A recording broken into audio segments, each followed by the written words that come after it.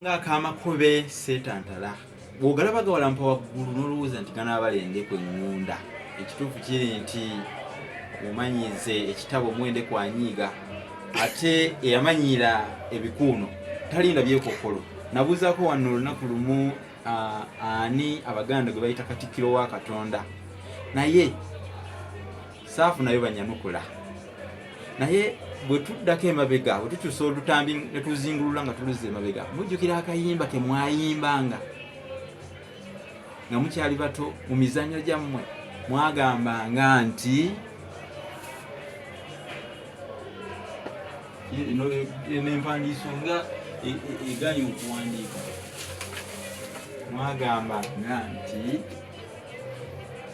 nze tomba la bala namunye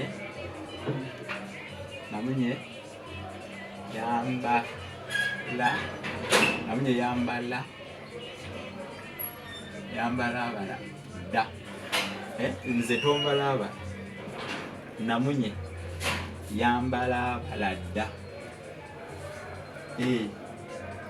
nemugamba nti nze tomba la bwe mwayimbanga nze tombala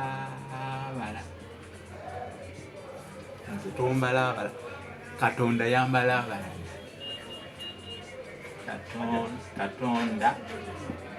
Katonda